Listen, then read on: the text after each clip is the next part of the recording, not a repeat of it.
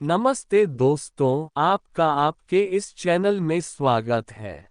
आज के इस समय में हम और हमारे बच्चे हमारे ऋषि, मुनियों और भगवानों द्वारा दिए गए ज्ञान को भूल चुके हैं या जानते ही नहीं है। तो ये हमारा फर्ज बनता है कि हम अपने घर और अपने समाज में उस ज्ञान को ज़्यादा से ज़्यादा लोगों तक पहुँचाएं, ताकि हम और हमारे बच्चे जिंदगी की हर मुश्किलों का सामना कर पाए और अच्छे समाज की शुरुआत हो। आइए 12वां अध्याय शुरू करें। 12वां अध्याय भक्ति योग श्रीमद् भगवद गीता। दूसरे अध्याय से लेकर यहाँ तक भगवान ने प्रत्येक स्थान पर सगुण साकार परमेश्वर की उपासना की प्रशंसा की। 7वें अध्याय से 11वें अध्याय तक खास सगुण साकार परमात्मा की उपासना का महत्व बताया है।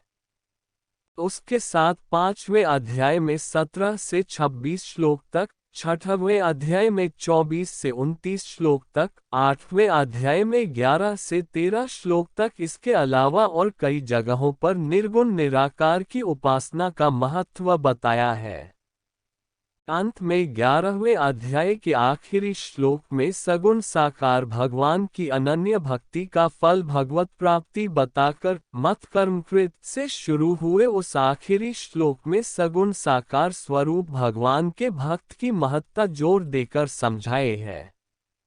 इस विषय पर अर्जुन के मन में ऐसी पैदा हुई कि निर्गुण निराकार ब्रह्म की तथा सगुण साकार भगवान की उपासना करने वाले दोनों उपासकों में उत्तम कौन। यह जानने के लिए अर्जुन पूछता है। अथ द्वादशोऽध्याय। अर्जुन उवाच एवं सततयुक्ता ये भक्तास्त्वा पर्युपास्ते ये चाप्यक्षरमव्यक्तम तेषां के योगवित्तमा। 1। अर्जुन बोले, जो अनन्य प्रेमी भक्त जन पूर्वोक्त प्रकार निरंतर आपके भजन ध्यान में लगे रहकर आप सगुण रूप परमेश्वर को और दूसरे जो केवल अविनाशी सच्चिदानंद घन निराकार ब्रह्म को ही अति श्रेष्ठ भाव से भजते हैं, उन दोनों प्रकार के उपासकों में अति उत्तम योगवेता कौन है। श्री भगवान उवाच मयावेश्य मनो ये मां नित्य युक्ता उपास्ते श्रद्धया पर्योपेतस्ते में युक्तात्मा मता। 2। श्री भगवान बोले, मुझ में मन को एकाग्र करके निरंतर मेरे भजन ध्यान में लगे हुए जो भक्तजन अतिशय श्रेष्ठ श्रद्धा से युक्त होकर मुझ सगुण रूप परमेश्वर को भजते हैं, वे मुझको योगियों में अति उत्तम योगी मान्य हैं। 2। ये त्वक्षरमनिर्देश्यमव्यक्तम पर्युपास्ते सर्वत्रगमचिन्त्यं च कूटस्थं चलं ध्रुवम्। 3। संयम्येन्द्रियग्राम सर्वत्र संबुद्धयः ते प्राप्नुवन्ति मामेव सर्वभूतहिते रताः। 4। अव्यक्ता ही गतिर्दुह देहवद्भिर्वाप्यते। 5। परंतु जो पुरुष इंद्रियों के समुदाय को भली प्रकार वश में करके मन बुद्धि से परे सर्वव्यापी अकथनीय स्वरूप और सदा एकरस रहने वाले नित्य अचल निराकार अविनाशी सच्चिदानंद घन ब्रह्म को निरंतर एक ही भाव से ध्यान करते हुए भजते हैं, वे संपूर्ण भूतों के हित में रत और सब में समान भाव वाले योगी मुझको ही प्राप्त होते हैं। उन सच्चिदानंद घन निराकार ब्रह्म में आसक्त चित्त वाले पुरुषों के साधन में परिश्रम विशेष है, क्योंकि देहाभिमानियों के द्वारा अव्यक्त विषयक गति डकपूर्वक प्राप्त की जाती है। 3, 4, 5। ये तु सर्वाणि कर्माणि मयि सन्यस्य मत्प्राह अनन्येनैव योगेन मां ध्यायन्त उपास्ते। 6। तेषामः समुद्धर्ता मृत्यु संसार सागरात् भवामि न चिरात् पार्थ मया वेशित चेतसाम्। 7। परंतु जो मेरे परायण रहने वाले भक्तजन संपूर्ण कर्मों को मुझे अर्पण करके मुझ सगुण रूप परमेश्वर को ही अनन्य भक्ति योग से निरंतर चिंतन करते हुए भजते हैं। हे अर्जुन, उन मुझ में चित लगाने वाले प्रेमी भक्तों का मैं शीघ्र ही मृत्यु रूप संसार समुद्र से उद्धार करने वाला होता हूँ। 6, 7। मयेव मन आधत्स्व मयि बुद्धि निवेशय निवसिष्यसि मयेव अत ऊर्ध्व न संशय। 8 मुझ में मन को लगा और मुझ में ही बुद्धि को लगा, इसके उपरांत तू मुझ में निवास करेगा, इसमें कुछ भी संशय नहीं है। 8 अत चित्तम समाधातुं शक्नोषि मयि स्थिरम अभ्यासयोगेन ततो मामिच्छाप्तुं धनंजय। 9 यदि तू मन को मुझ में अचल स्थापन करने के लिए समर्थ नहीं है तो हे अर्जुन, अभ्यास रूप योग के द्वारा मुझको प्राप्त होने के लिए इच्छा कर।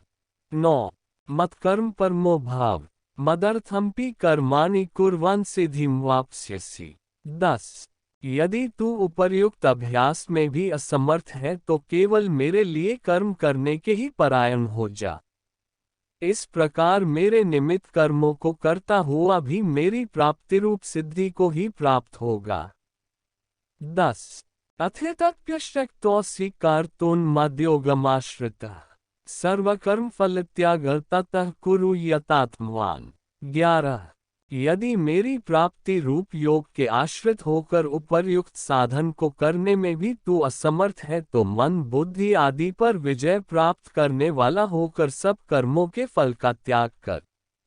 11 श्रेयो हि ज्ञानमभ्यासाच् ज्ञानाद् ध्यान विशिष्यते। 12 मर्म को न जानकर किए हुए अभ्यास से ज्ञान श्रेष्ठ है। ज्ञान से मुझ परमेश्वर के स्वरूप का ध्यान श्रेष्ठ है और ध्यान से भी सब कर्मों के फल का त्याग श्रेष्ठ है, क्योंकि त्याग से तत्काल ही परम शांति होती है।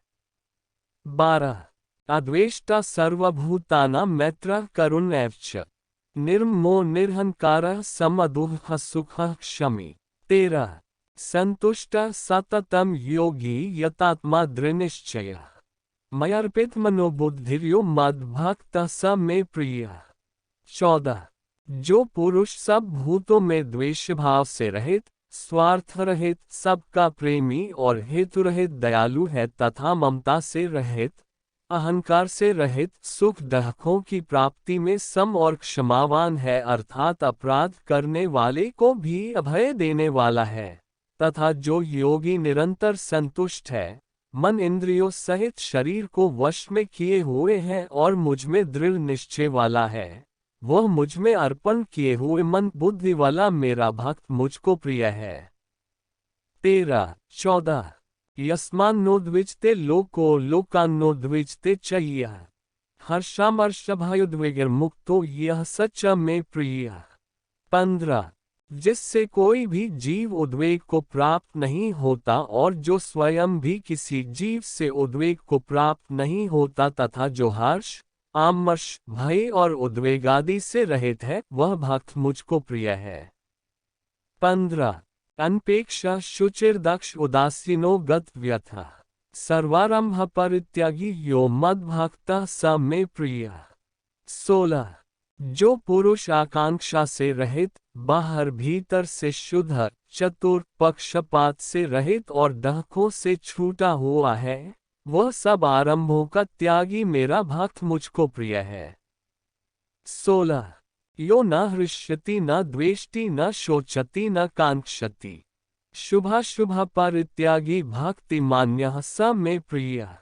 17 जो न कभी हर्षित होता है, न द्वेष करता है, न शोक करता है, न कामना करता है तथा जो शुभ और अशुभ संपूर्ण कर्मों का त्यागी है, वह भक्तियुक्त पुरुष मुझको प्रिय है। 17 समः शत्रौ च मित्रे च तथा मानापमानयोः शीतोष्ण सुख दुःखेषु समः संगविवर्जितः। 18 तुल्य निंदा स्तुतिर्मौनी संतुष्टो येन कैंचित् अनिकेतः स्थिरमतिर्भक्तिमान में प्रियो नरः। 19 जो शत्रु मित्र में और मान अपमान में सम है तथा सर्दी, गर्मी और सुख दुखादि द्वंद्वों में सम है और आसक्ति से रहित है। जो निंदा स्तुति को समान समझने वाला, मननशील और जिस किसी प्रकार से भी शरीर का निर्वाह होने में सदा ही संतुष्ट है और रहने के स्थान में ममता और आसक्ति से रहित है, वह स्थिर बुद्धि भक्तिमान पुरुष मुझको प्रिय है। 18-19 ये तु धर्म्यामृतमिदं यथोक्तं पर्युपास्ते श्रद्धाना मत्परमा भक्तास्तेतीव में प्रिया। 20 परंतु जो श्रद्धायुक्त पुरुष मेरे परायण होकर इस ऊपर कहे हुए धर्म में अमृत को निष्काम प्रेम भाव से सेवन करते हैं, वे भक्त मुझको अतिशय प्रिय हैं। 20 ओम तत्सदिति श्रीमद् भगवद गीता उपनिषत्सु ब्रह्म विद्याया योग शास्त्रे श्री कृष्णार्जुन संवादे भक्ति योगो नाम द्वादशोऽध्याय। 12 इस प्रकार उपनिषद ब्रह्म विद्या तथा योग शास्त्र रूप श्रीमद् भगवद गीता के श्री कृष्ण अर्जुन संवाद में भक्ति योग नामक 12वां अध्याय संपूर्ण हुआ। ऐसे ही वीडियो देखते रहने के लिए चैनल को सब्सक्राइब करें और अपनों को भी शेयर करें।